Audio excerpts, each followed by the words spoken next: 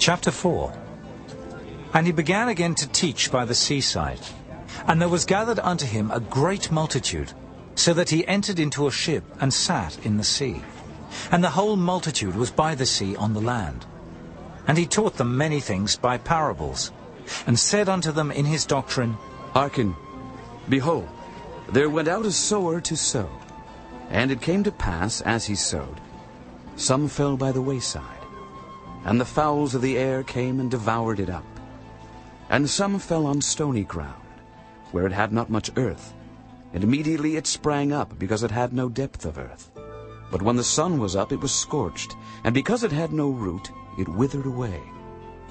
And some fell among thorns, and the thorns grew up and choked it, and it yielded no fruit.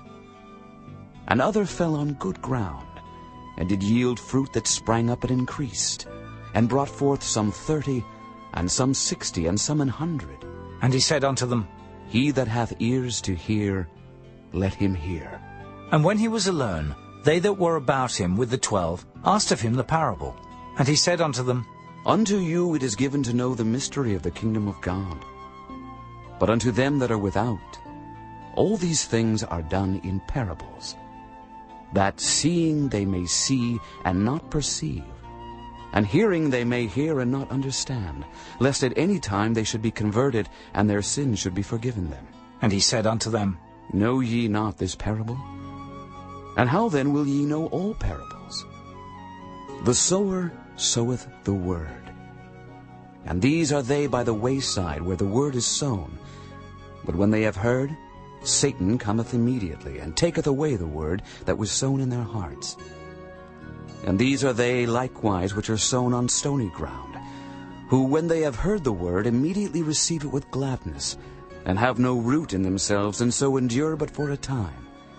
Afterward, when affliction or persecution ariseth for the word's sake, immediately they are offended. And these are they which are sown among thorns, such as hear the word, and the cares of this world, and the deceitfulness of riches, and the lusts of other things entering in, choke the word, and it becometh unfruitful. And these are they which are sown on good ground, such as hear the word, and receive it, and bring forth fruit, some 30-fold, some 60, and some 100.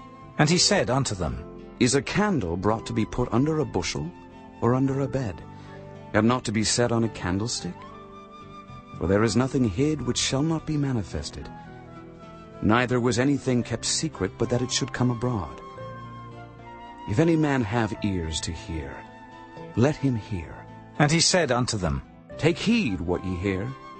With what measure ye mete, it shall be measured to you. And unto you that hear shall more be given. For he that hath, to him shall be given, and he that hath not, from him shall be taken even that which he hath. And he said, So is the kingdom of God, as if a man should cast seed into the ground, and should sleep and rise night and day, and the seed should spring and grow up, he knoweth not how. For the earth bringeth forth fruit of herself, first the blade, then the ear, after that the full corn in the ear. But when the fruit is brought forth, immediately he putteth in the sickle, because the harvest is come. And he said, Whereunto shall we liken the kingdom of God? Or with what comparison shall we compare it?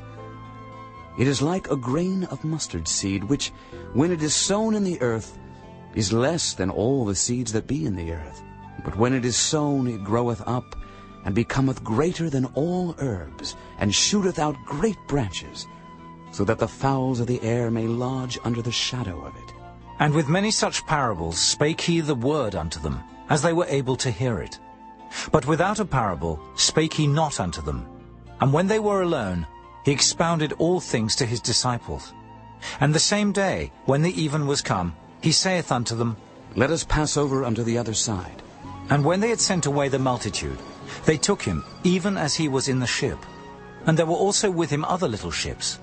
And there arose a great storm of wind, and the waves beat into the ship, so that it was now full. And he was in the hinder part of the ship, asleep on a pillow.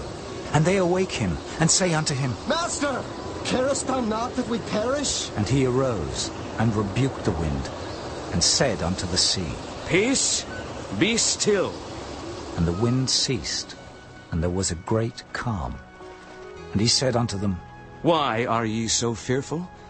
How is it that ye have no faith? And they feared exceedingly, and said one to another, What manner of man is this, that even the wind and the sea obey him? Chapter 5. And they came over unto the other side of the sea, into the country of the Gadarenes. And when he was come out of the ship, immediately there met him out of the tombs a man with an unclean spirit, who had his dwelling among the tombs. And no man could bind him, no, not with chains, because that he had been often bound with fetters and chains, and the chains had been plucked asunder by him, and the fetters broken in pieces. Neither could any man tame him. And always, night and day, he was in the mountains and in the tombs, crying and cutting himself with stones.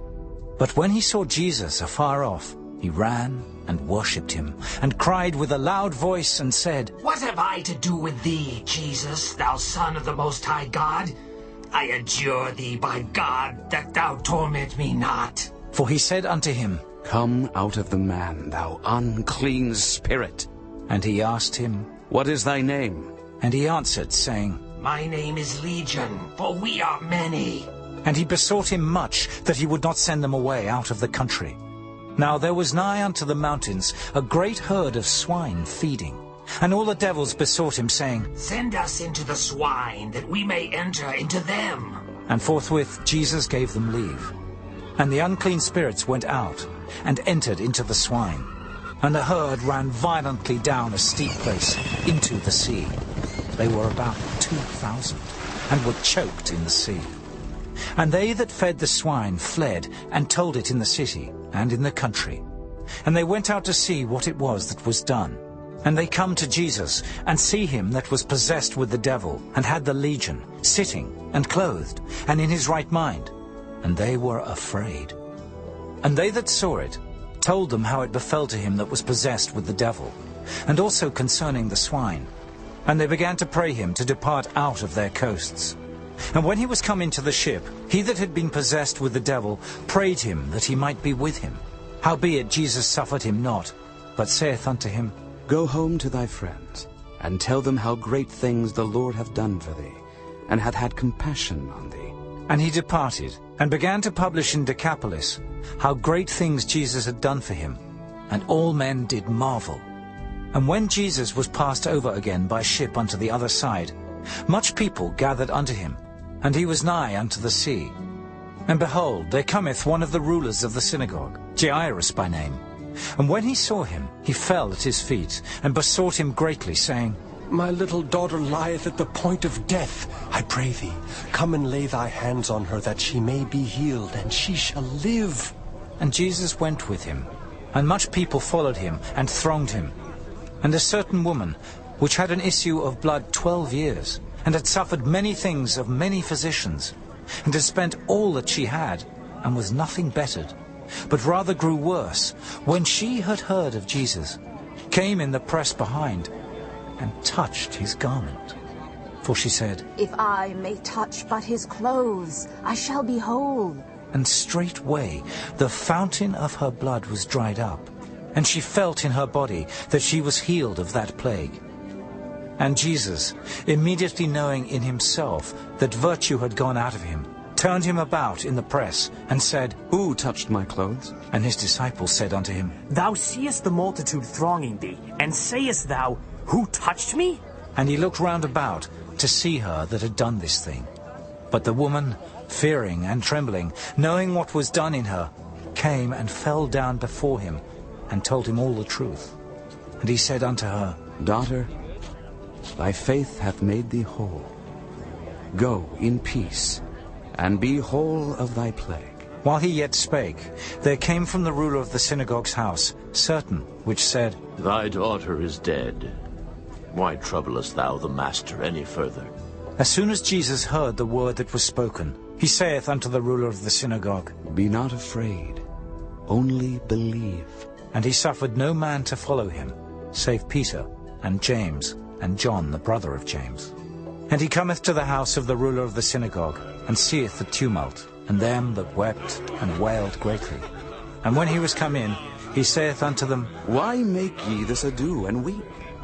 The damsel is not dead, but sleepeth. And they laughed him to scorn. But when he had put them all out, he taketh the father and the mother of the damsel, and them that were with him, and entereth in where the damsel was lying. And he took the damsel by the hand, and said unto her, Talitha cumi, which is, being interpreted, Damsel, I say unto thee, arise. And straightway the damsel arose, and walked. For she was of the age of 12 years, and they were astonished with a great astonishment. And he charged them straitly, that no man should know it, and commanded that something should be given her to eat.